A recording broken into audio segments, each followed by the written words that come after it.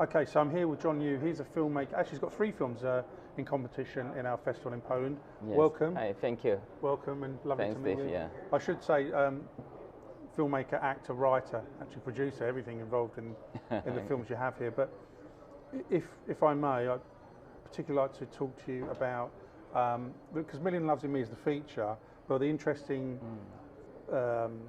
evolution or that's happened since last time we spoke, you've now have distribution, I believe, and also this is a new American edited, an American cut. So if you can tell us, yes, if you can, thank you. If you can tell us how the distribution came about, and also why it is that you wanted to do a US version. I know we've got this in the magazine, but give us a bit more of the story about that and tell us how we arrived at where we are. Yeah, actually we met a producer, you know, in Hollywood, and that he likes the film, he likes the message, and also he likes the entire film as a whole. And then he introduced us to a distributor in Hollywood as well, in order to distribute the film worldwide. Yeah. And in accordance with his will is that we have to, because this is a Chinese film, the major language we use in the film is Cantonese. Yeah. And some of the music is a bit more in accordance with me is a bit more Asian. Yeah. So that's why he would like to do a more American style, which they call Hollywood style of edition. So this was his film, yeah. This was his suggestion. Yeah, his suggestion in order to suit more audiences worldwide. Yeah. Now it's really, I mean, I speak to a lot of films, and I know it's very, very difficult to find a distributor, and even if you find a distributor, someone that's willing to actually distribute. So, just for the benefit of others, can you give us, because it is a hard thing to do, isn't it? Can you give us a flavour of the hoops you needed to jump through, or put it another way, was it easier than you thought, or did it take a long time? Because the film, it's a brilliant film, but I'm immediately thinking a subtitled film, that could be a problem to begin with. But clearly this distributor saw something. But yeah, just give us an idea, a flavour of the difficulties that you encountered even getting to the distribution stage.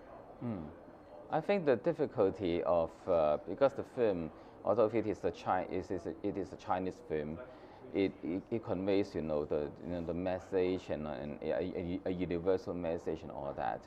I think it is easier for Western audience to accept the film, rather than Asian, because for some Asians they would prefer to look at more commercial films with big stars in. We are an independent film, although we got some stars in, but we are still in an independent film.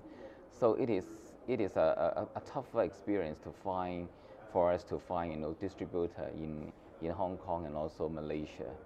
So, but we finally be able to achieve that.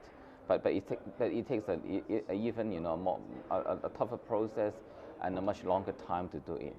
But for finding a distributor in the States, I think it is a much easier path for us, because I think it's because of the message involved, and the film and the feeling of the film give to the distributor as a whole. And one of the other reasons that because we have obtained a number of awards worldwide, and this is one of the major reasons that that appeal to the U.S. distributor. Oh, you think that was an attraction? Yeah, that's why it's attraction, because it's much easier for them to to obtain to promote the film and to market the film to those countries which we obtained awards. Yeah. And what about, because I have Netflix, and well, Netflix seems to be one of the choice for, and I've noticed there's quite a few Asian films on there, Indian films. Is that something that you looked at as a means of delivery? I think at the moment we will just focus on the other channels first, and then for distribution in Hong Kong or maybe China and all that, and right after that we may look for other major channels like Netflix or Amazon in the States, and then that would be I think that would then be the end of the distribution worldwide. Yeah, It just of the is, film. because I guess I suppose what I'm trying to get at is, I don't want to say this is a physical distributor. This is what I guess I'm trying to get at is, and then the channels that you're talking at, the video on demand channels, Video demand, yeah. that may happen, but you're just going to see what happens, I assume, Yeah, with the distribution model. yeah. Okay, so the distributor said, "Oh, this is me pretending to be the distributor. I like the film.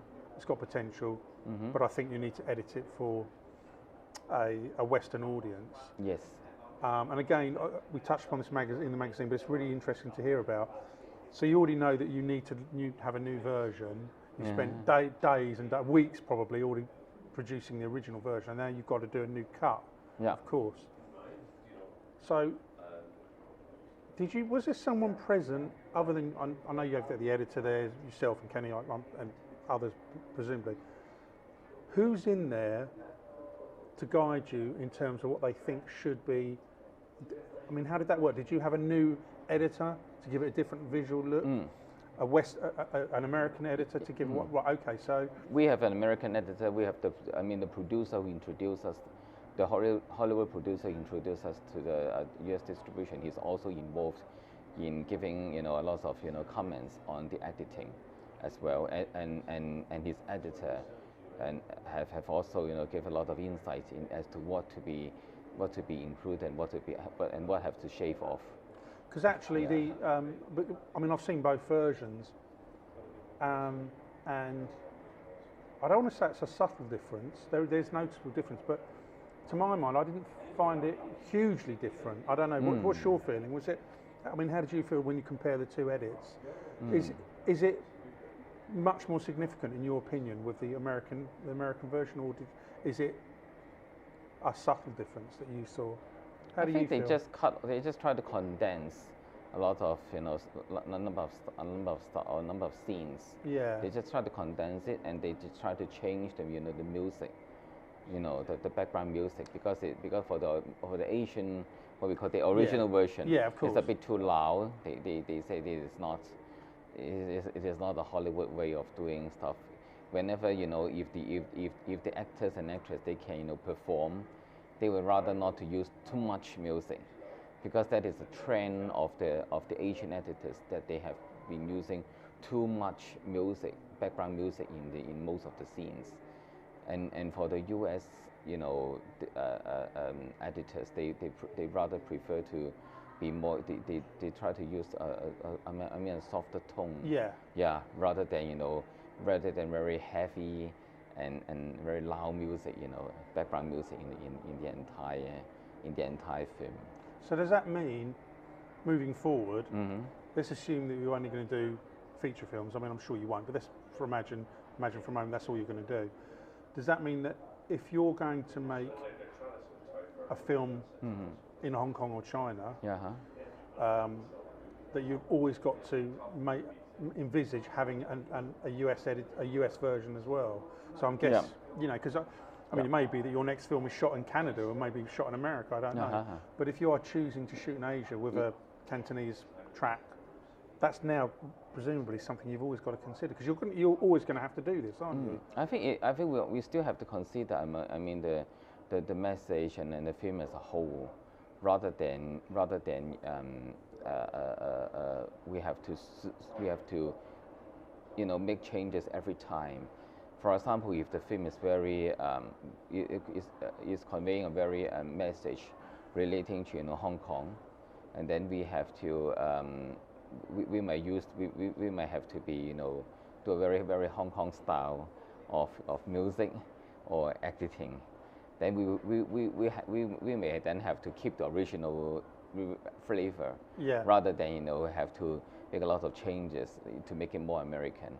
But for Million Loves in Me, it's a bit different, because the film, although it is a Hong Kong story, we convey a very very universal message. Yes. Yes. Definitely. And that's why it appeals to lots of audience worldwide, and that's why and I think I understand, and this is the major reason that the Hollywood producer would like to make all these changes in order to make it more American. Because the subject matter of the film, it's quite it's touching, and it's quite some it's very sad. And I know we've talked about this before, and again, when people need to know, this is actually based on a true story that you were involved in when as a practicing solicitor or lawyer. So you were intimately involved in this, but I guess the worry is that people like to see uplifting films. I'm not saying this film isn't uplifting, but you know, in general, people like to see a film that has an uplifting message, which this does have that. But again, it's quite a tough subject matter, isn't it? To be honest. And was that? I guess that must have been a risk to begin with, anyway. But what was that consideration when you were trying to pitch that to the distributor? Because he obviously needs to see the film. And what was his reaction to the whole? Obviously, he liked it because he's going to be distributing your film. But what comments did he make about the film after he'd seen it, other than we need a new edit? I mean, what feedback did you get from him? You mean the new the new edit or the original one? Well, for the original, when he saw the original version. Yes. And what kind of feedback did you get? Obviously, we know you needed to edit it, but what was his overall take on the film? He actually likes the film. He said he understands all the he understand all the messages that we would like to convey through the film. Yeah. He just does not quite agree with the music and on the soundtrack behind. That's why he would like to change all those. But that's not a bad thing, really. That's quite a small thing in comparison. Because he could have savaged it. He could have said absolutely no way. But I suppose him saying you've got to change the music and perhaps re-edit it. It's not the worst thing in the world. So okay, let's go right back in time. You're sitting in a chair in your office or in your house, or whatever. Someone's come to you, or however you arrived at, I'd like to make this film. So you're starting to develop a script to do this film. So right at the beginning to where we are now. So you've gone through all the joy and pain of actually making the film and getting the money together, the time, the effort, the crew, the cast, the locations, everything. So when you look back at this as a journey, is it head in the hands, or is it, this is amazing? I mean, what are you feeling? Is what I'm trying to get at. I think this is filmmaking is an amazing journey. Especially if coming out from my legal practice to a filmmaker, to fulfill my dream as a filmmaker, it is really an amazing journey. And I will learn from the mistakes that I've made in the first exercise, and then just try to convince myself not to commit the same mistake again in my next film. Yeah, because this is the first try. This is our debut. So we will then have to learn from all the mistakes. Yeah, and just try to improve. Improve ourselves in the next one. And I think we've talked about this before, the upcoming projects, because I think you said you've got a number that you're looking into, I seem to recall. Yes. But is there one that you can talk about, that a motion picture that is getting closer? Is there something, I mean, where are you in terms of planning now? And is that going to be a feature film? Yeah, it's a feature film. Yeah, and then it will. We have already securing investors from the States. And that's going to be American based. American based. So, right. so we won't have that issue. We don't have the issue anymore. Of having Asian version or original version, and then you have to make it more Americanized. We don't have to do it, because when we start from scratch, we may have a U.S. Director, U.S. producers, and also actors and actresses from the States as well. So we won't have that. We don't have to go through this route again. But I still have a number of projects in mind. And if we have to work on those projects. For example, in Hong Kong, then we may have to go through this exercise again. Yeah, again. So all that pleasure and pain. So if 0 is, we've only written the script, to 10 being the budget is secured and we're going, where are you on that scale right now, would you say? I think we are up to 5. So 50, so that's good. 5, yeah. But we still have to, secure the major team of cast and all that, because we have to look at the time and all that and the availability of the director and all that in order to make things well. Otherwise, we would then have to think of any other alternatives in order to keep things move. We cannot just wait for a year or 2 years in order to make things move, because we have to be responsible to the investors, and we also have to be responsible to ourselves as well. Yeah, because deadlines change and things move, don't they? Yeah, and you might say to me, look, Steve, we're all set to go to February, and all of a sudden I could be talking to you in February and you go, well, actually it's been pushed back a year, because it happens, and I know it's heartbreaking. Yeah. And I think with this film, as before you involved, you've written this, or you're the co-writer, but you're involved.